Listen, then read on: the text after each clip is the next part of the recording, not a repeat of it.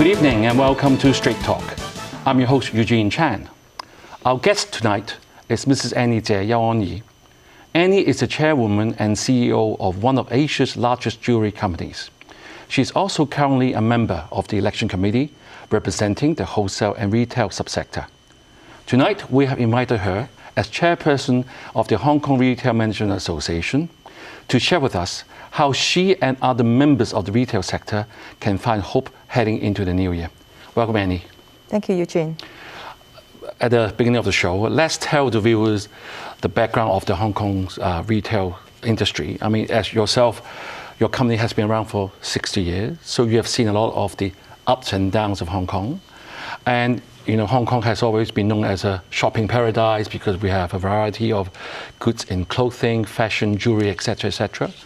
Maybe you can tell us, I mean, when was the best time of Hong Kong's retail industry? Well, as everybody knows, since after SARS, we have 3 individual travelers coming to Hong Kong from China. Mm-hmm. And since then, we have been enjoying a very good time. And so that was since 2003 till around 2013. Mm-hmm. And actually, in 2013, it was the peak time of our industry, overall speaking. Right. But the thing is, after 2013, and there are still some political issues going around in Hong Kong, and it's actually affecting the industry. Yes. But it's just go a bit of up and down. Yeah, that's the reason why we asked you. Yeah, the ups, yes. But the thing is, when it comes to the riot back in 2019, that was the crisis time for us. Okay. And actually, it's the worst ever that we have seen. So before we move into the riot and even the pandemic now, you mentioned Hong Kong was at its peak in 2013. What was Hong Kong's niche in retail industry? I mean, why is Hong Kong called a shopping paradise? Well, yes, as you said, we have been positioned as shopping paradise. And why we were being named this way is that, Hong Kong is a free trading city. Mm-hmm. And we have the power to source from all over the world without any worry about tax or import restrictions.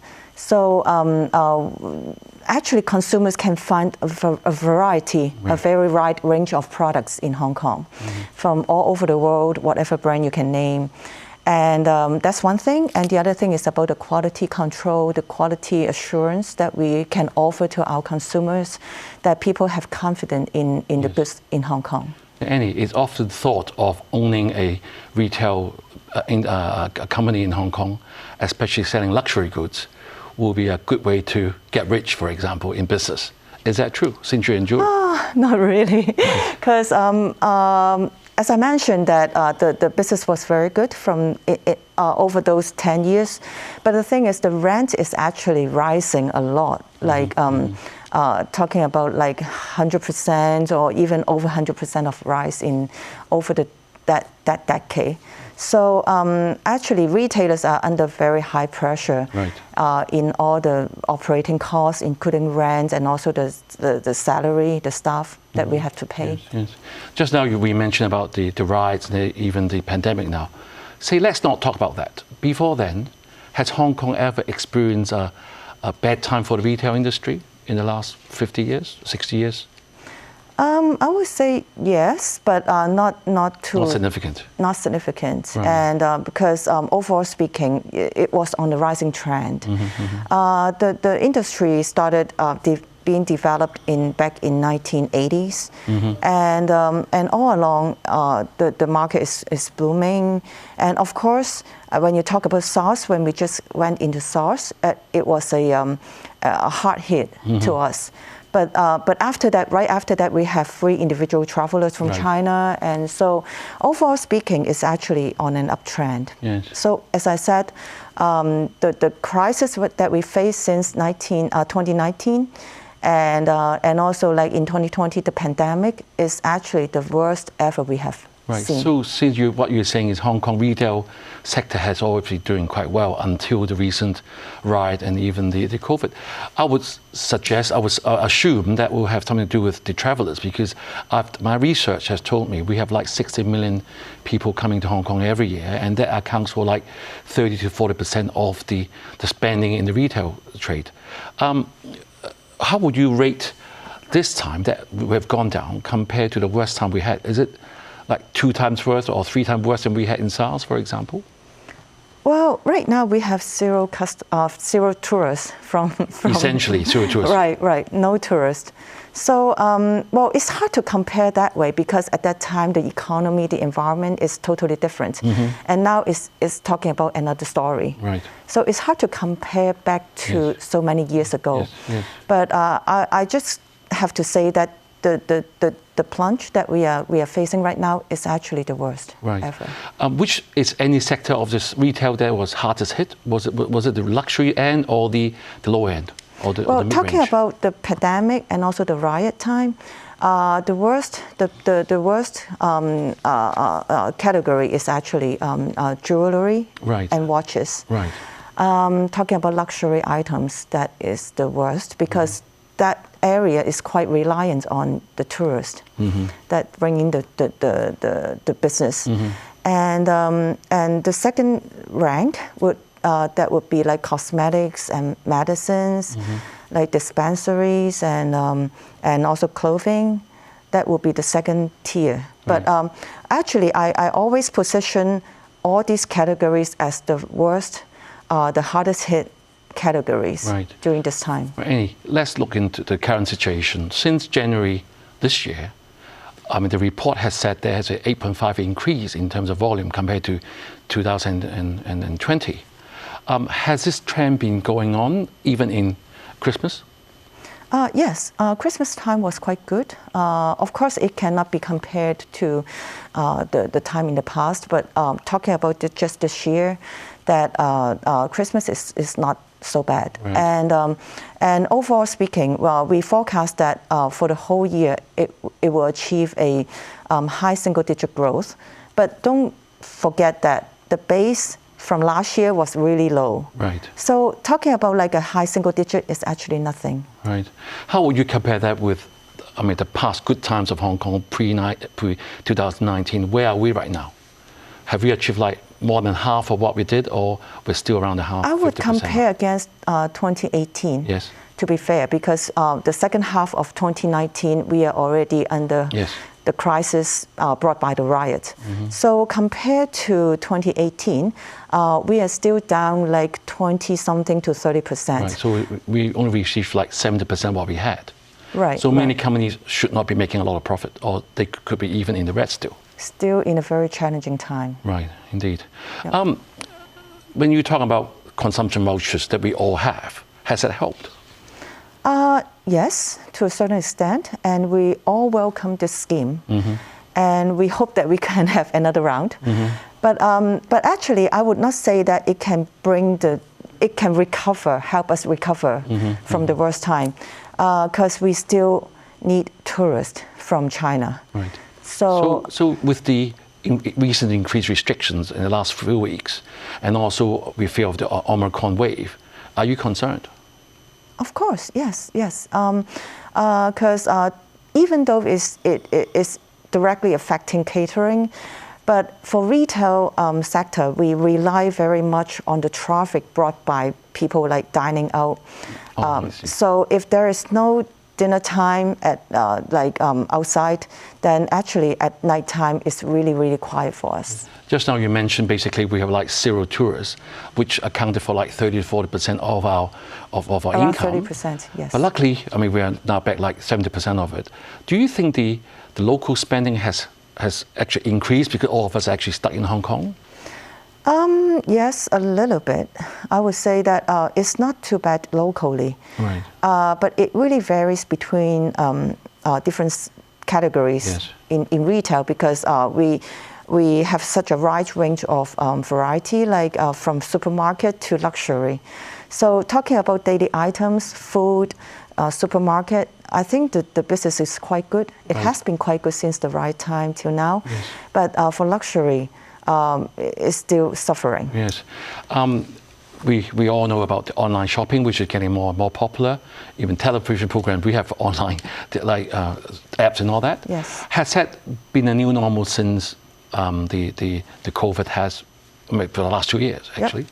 It is. I think not only consumers, but even the retailers are putting more focus on online business. Yes. So I heard that some platform, some marketplace, they grow a lot.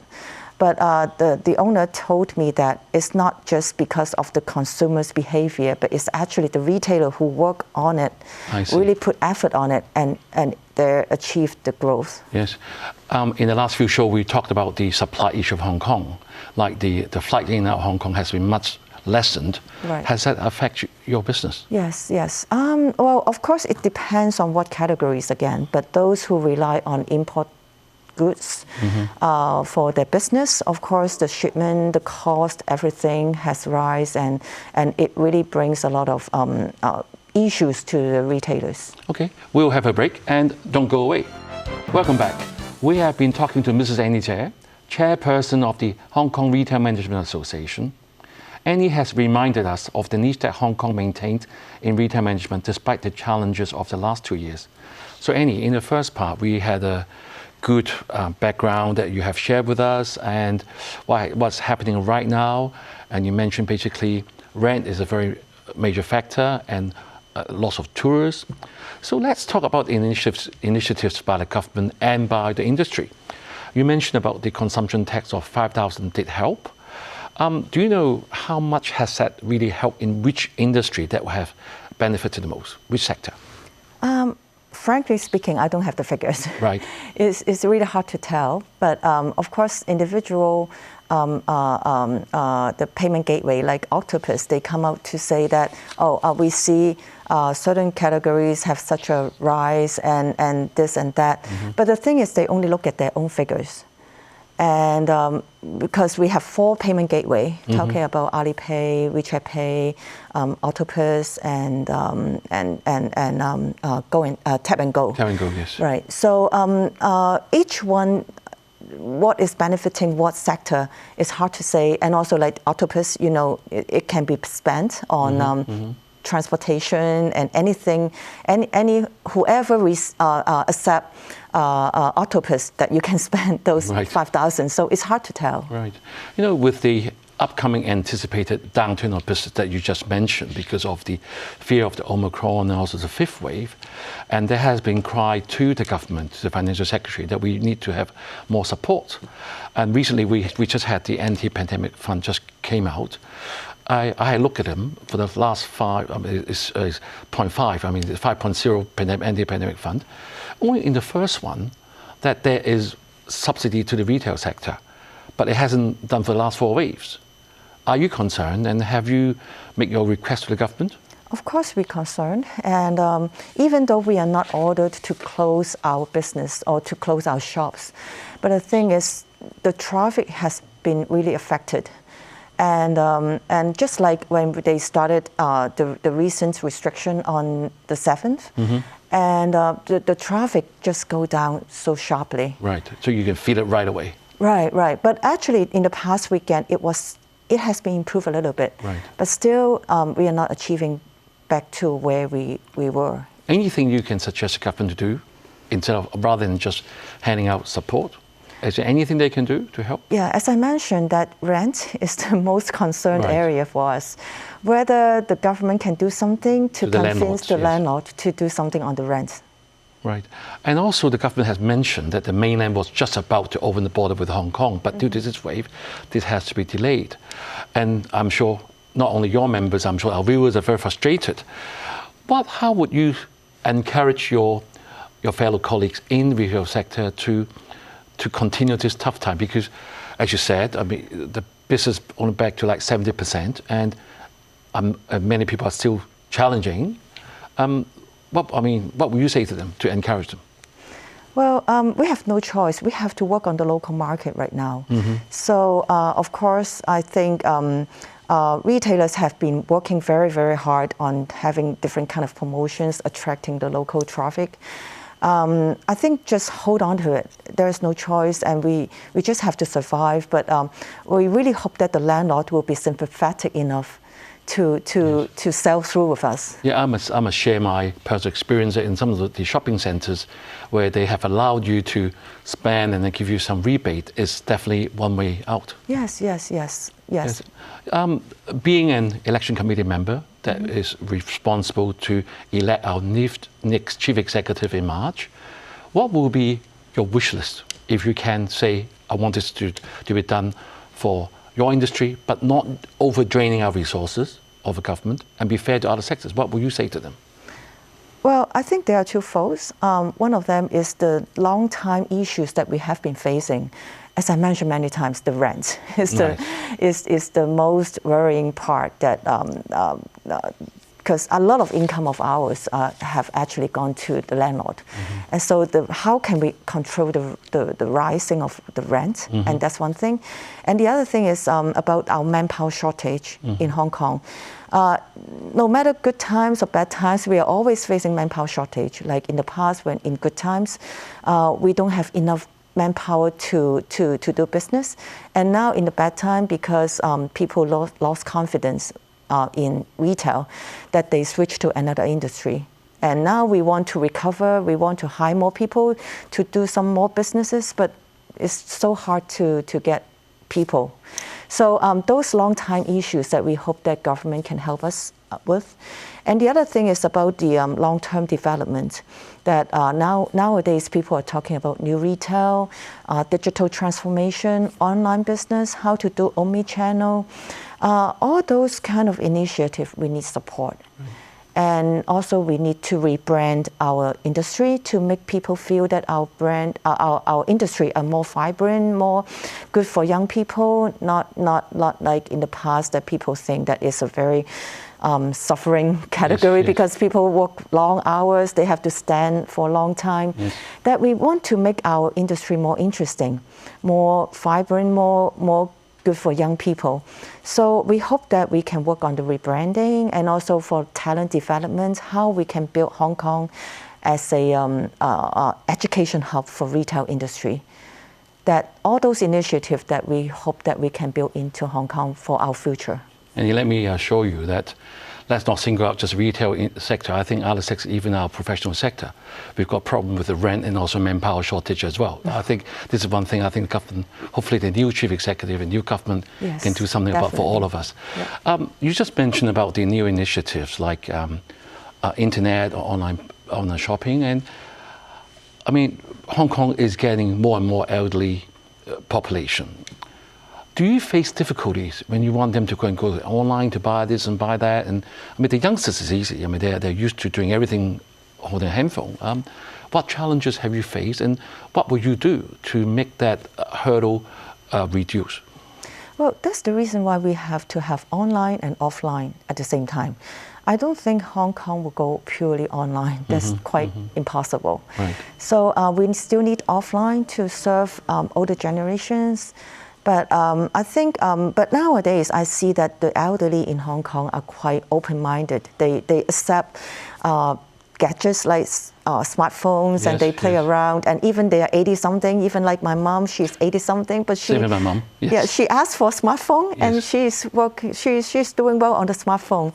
So I think elderly in Hong Kong are quite open-minded. I would not worry about that too much, but I still think that we need online and offline together to make Hong Kong work, yes. In this show, we have been talking to many people. One topic that we'll definitely touch on is the National 14th Five-Year Plan and also the Greater Bay Area Initiative. Hong Kong has always been mentioned as a shopping paradise for over the world, especially to our mainland nationals. But having closed the border for 2 years, people are getting used to doing things back in mainland or back in their own country. Even when we open up, what can we do to make sure they all come back? Hopefully more will come. Or one worry I have is they may be so used to it, they don't want to come anymore. I think we have to be proactive. Like, nowadays in China, they have a direction of opening up different cities to be more free trading. I think as retailers in Hong Kong, we have to be proactive. We always look for opportunities going into China, how we can work with them, and how we can show our brand presence in China so that when people come to Hong Kong, they will recognize us and they will buy more for those brands that they have seen in China. Yes. So I think going into China, how we can work out policies with the central government and how we can get things really work for Hong Kong retailers. That's the direction that we are going along. Yeah, Annie, I also read the news report that Mr. C.Y. Leung has led your association yourself into Nansha and also Hainan to look at the opportunities. Yes. What is the initial feeling there? I mean, are the people there very welcoming to see Hong Kong delegations, or are they all looking forward to come to Hong Kong once the border reopen? They welcome us a lot because they really want to learn from what Hong Kong can bring them. Right. And it's actually supposed to be a win-win situation that we didn't mean to take away the power of Hong Kong, the capability of Hong Kong, but actually we contribute that back to our country, to China, but at the same time we can extend our business territories to China. And at the end, it's going to bring benefit back to Hong Kong. What can Hong Kong bring to them, actually? I mean, it's just buying and selling things. What can we do? Well, I think our capabilities, like in customer service, quality control, and how we can serve our customers in different kind of products. And I think the standard in Hong Kong is quite high that those in China can actually learn from Hong Kong. One last question. Do you encourage our youth to join the retail business? Definitely. You see a big future? Yes, of course. All right, thank you, Annie, for coming to share with us the issues the retail industry has faced over the last 2 years, and also for highlighting the huge market potential of the 1.4 billion people over on the mainland, that the industry can have hope in heading into the new year. Thank you for joining us. Have a good week and good night.